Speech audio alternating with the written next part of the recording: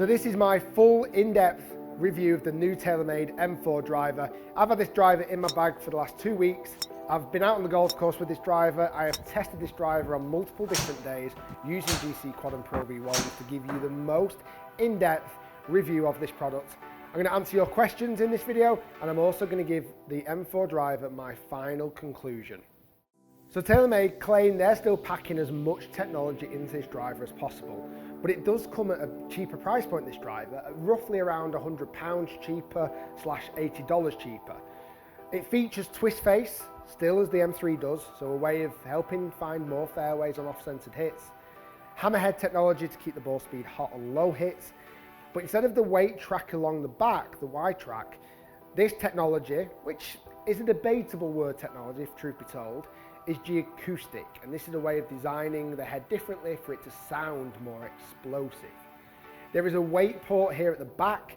It still has the adjustable sleeve for loft like the M3 has, and it still looks pretty awesome. Let's show you the data and give you some ideas of what I found when I hit this driver on GC Quad and out on the golf course too. So M4 testing. I tested this on 3 different occasions in GC Quad here at the Golf Academy and took it out on the golf course and played with it a couple of times first. I'm going to talk a little bit about my findings about the tech, and certainly the twist face. I found it to be a little bit different to the M3 twist face, and I'll explain why I think that's the case. Let's dive through the actual numbers first of the testing process. So these are 3 different days, 10 shots plus on each of the days. So we've got my optimum performance data up on screen. These are all the performance data from the last 12 months of testing drivers. So we now bring in the M4 numbers into this chart, and we see a couple of surprising factors, but the big numbers are actually bang on target. So we look at the carry distance. That is in that optimum performance range that I like to see with the driver. It's just under 279 yards, and for a total distance of 298. I would see, and I saw this throughout the full testing with the M4, the ball speed was a fraction lower than I was getting with M3. Spin rate was a touch high. It was at about 2,600, but I managed to drop it down to 2,300 by actually lowering the loft. I actually cranked the loft down by 0.66 of a degree to bring this 9.5 degree head into a 8.9 degree head, and I brought those spin figures down a little bit. The M4, like the M2 and the M1 in the past, the M4 has always been a slightly higher spin model. I've used the same shaft. This is the 10 size shaft, 70 gram X Flex. So for me, the numbers on ball data was solid, nothing outstanding, but nothing that was too disappointing. These are all my club data. So we see here club head speed, smash factor. I was slightly hitting more on the way up, more than I average do through my product testing. So that might have been why I was just presenting a little bit more loft and maybe just hitting it a touch higher than what I normally see. But I didn't want to, I did crank the loft even lower, but I actually then didn't like the ball flight. I found it come out too flat. I didn't like that ball flight, so I kept it at that kind of 8.9 degrees. So all the product testing actually in the academy, it hit the criteria, no problem at all, and it did get an approval in that category, but again, nothing outstanding. But let's talk about the main features, twist face. Now, this driver, the M4, because they've shaved more of the back of the driver out, it's actually a little bit of a deeper face. And because of that, as I set the club behind the ball, I would say the twist face on the M4 is just ever so slightly more noticeable. I seem to see a little bit more of the toe flaring outwards, a little bit more loft, a little bit more outwards than I was recognizing in the M3. The other big thing I definitely noticed without question was the loudness of this driver. The G-acoustic design across the back, the way they've shaped it differently, definitely makes this driver sound much louder. I actually want to get to a point where I can measure driver sounds and actually measure the volume, the frequency it's coming off at. If you have any suggestions of how I can do that, I'd love to hear your thoughts below. But really, just straight away, it was an ear-piercingly loud sound. Some will like it, some will hate it. I was in the camp of hating it. I actually preferred the M3 sound. So then we get back to this twist face, and did it see any difference of performance out on the golf course? This is my little red book of testing. I made loads of notes when I tested it, and these are my findings on some of the shots that I hit off centre. So as a generalization over the twist face, I found this particular driver, for the way I hit the ball a little bit high toe and a little bit open, I found with the M4 that the results seemed to favour more of a shot that would go to the right. I found shots with the M4 to leak a little bit more to the right, and it gave me no alterations to be able to crank any weights or anything to put it into a setting that's different. And the only way I can put that down to, potentially with it being a slightly deeper head and that toe flare being, it seems just a little bit more pronounced. When I caught that high toe, I did see shots that leaked off to the right. And really, on paper, that's what TaylorMade are claiming they're doing more of. If you hit toe, they've seen in results that the ball will go further left and miss target left. Well, certainly I didn't find shots from hitting off the toe that I went any further left. In fact, I was struggling to hit it left off those toe shots. So in one degree, they've kind of, that's a bonus for players who hit the toe and go left.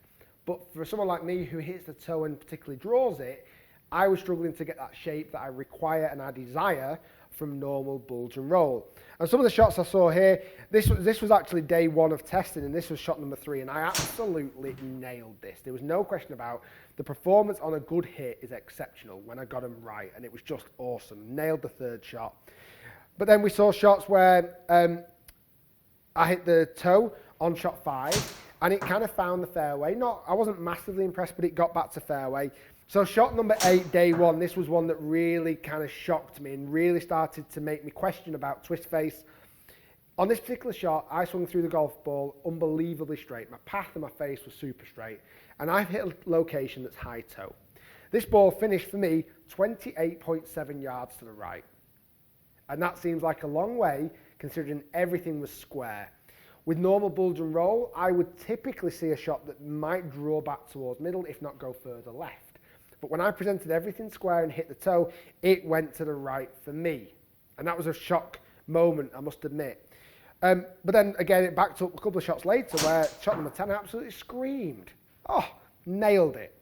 So that was kind of interesting to me. I felt like it had a more of a right bias when I didn't hit it well. And the whole idea of twist face is to stop the ball curving left too far.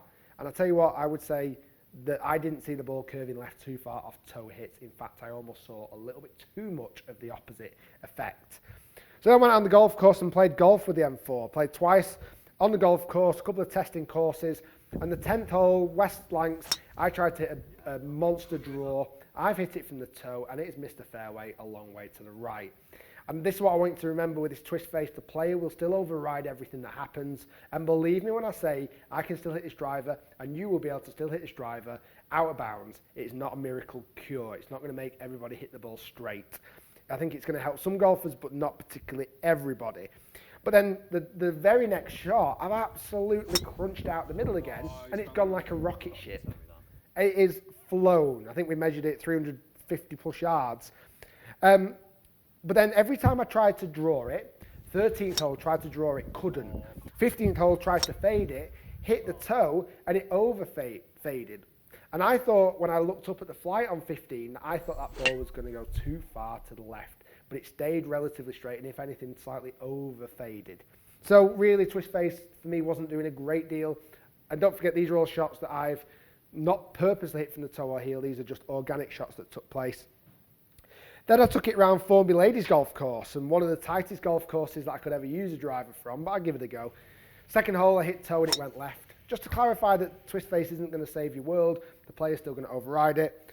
4th hole, tried to hit a fade, hit the toe and it faded too far. But then the 8th hole, absolutely annihilated it again. It's dead straight, down the fairway. So it feels like it's got a mixed personality. And I know I don't hit shots straight all the time, but I felt like some shots that I hit in certain locations on this face, I was expecting to look and see one ball flight, and I saw a completely different ball flight. And that was somewhat of a concern for me.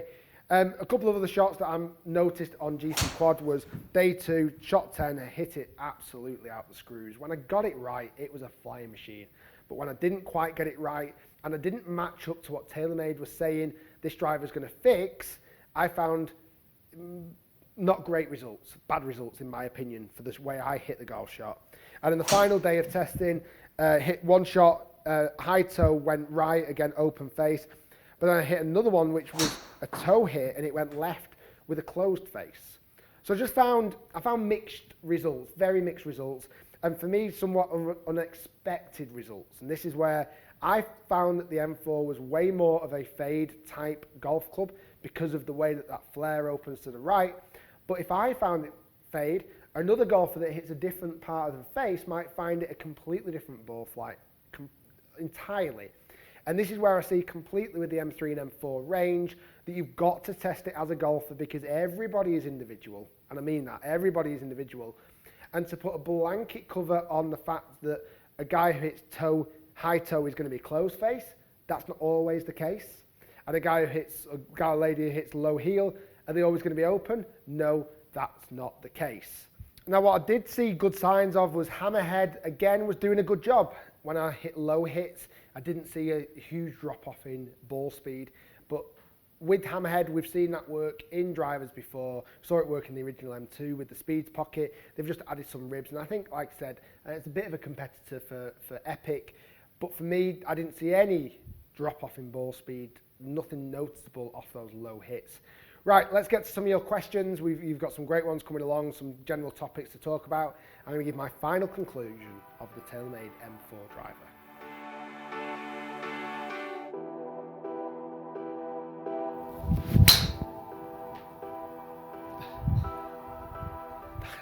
It's such a different noise to M3 still. Right, questions that have come in from you guys. The first thing, and this was quite a hot topic actually, and I thought, I must admit, more people might know about this between M1 and M2, is why is the M4 cheaper and does it drop off in performance? Well, the big thing for me really, the only thing that makes it cheaper is that you don't have as much adjustable weights. So there's no adjustable track at the back. This is really the only thing you can adjust is the loft sleeve, and that is pretty much it. Regards to performance, actually performance on paper, I didn't really see any massive differences apart from the fact that the weight is a little bit further back, therefore you're going to see a little bit of a higher spin as a generalization. That's not, again, always going to be the case. So really it's cheaper just because you can't adjust it as much as M3. So another really common question was, is it any better than last year's M2? So again, just on generalization of testing, I don't see that much of a difference in performance. Looks wise, I think it looks a lot better than last year's M2. The way that it's way more symmetrical at the bottom.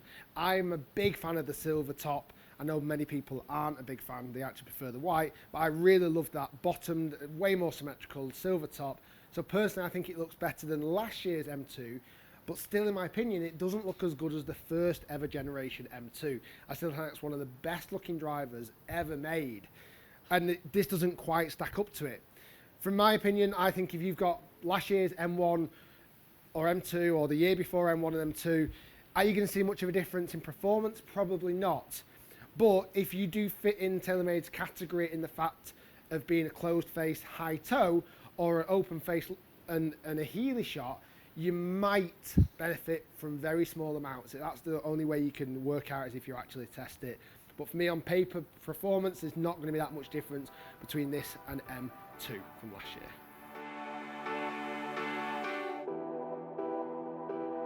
So big kind of question, would this club go in my bag?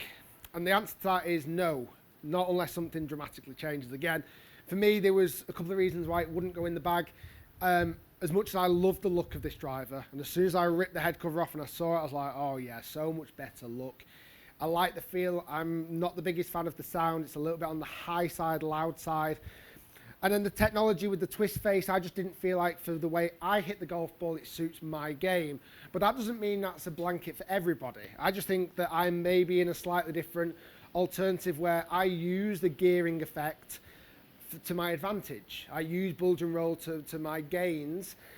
A lot of other golfers will not. They won't know that particularly to be the case. I'm a little bit more fine-tuned to the levels of strike where I'm hitting the face, and I see and expect different ball flights from those locations. I would have loved to have seen this year, and I'd love to have seen this, but they would have been slated for doing it, is if they would have brought out a conventional M3 and M4, and then brought out, or at the same time, a twist face version. But wow, the backlash would have been tremendous. So for me, it wouldn't go in the bag. I think for the price point, it's if you don't need to be adjusted, then great. You might want to slip into M4 rather than M3. But I cannot stress this enough. For these two brands, for these two golf clubs, for these the M3 and M4, you have to test these before you even attempt to think about buying them, because there are going to be golfers it suits, but there are going to be golfers it does not suit. Thanks for watching, guys. Hopefully you enjoyed the video. If you did, hit that like button. Let me know in the comments below what you think of the new review style. I'd love to hear your thoughts. I feel like I've given this a real test. Find out as much information as I can to share with you guys. Thanks for watching. Stay tuned. Lots more to come. And we'll see you next time. That was the TaylorMade M4 driver review. And we'll see you next time.